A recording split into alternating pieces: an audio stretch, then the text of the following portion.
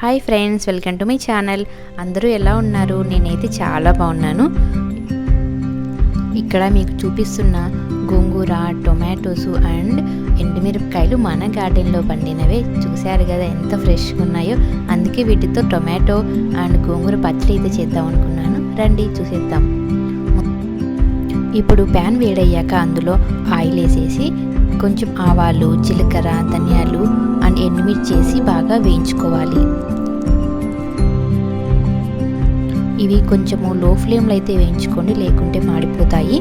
ఇలా ఎర్రగా అయిన తర్వాత పక్కకు తీసి పెట్టుకోండి.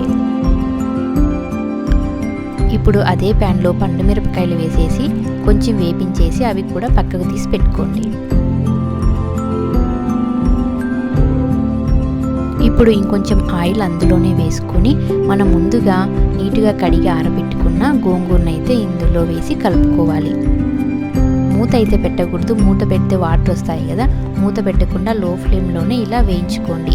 ఇంకొద్దిసేపు ఉన్న తర్వాత మెత్తగా అవుతుంది కదా, అప్పుడు దీన్ని తీసి పక్కన పెట్టుకోండి.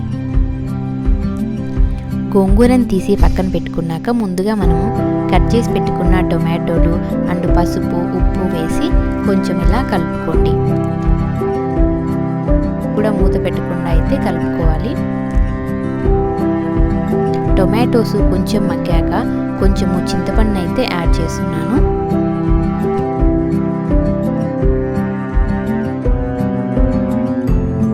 టొమాటోస్ అయితే బాగా ఉడికాయి, కానీ ఇక్కడ వాటర్ ఉంది కదా, వాటర్ ఇంకొంచెము ఆవిరైపోయేంత వరకు అయితే ఉడికించుకోవాలి.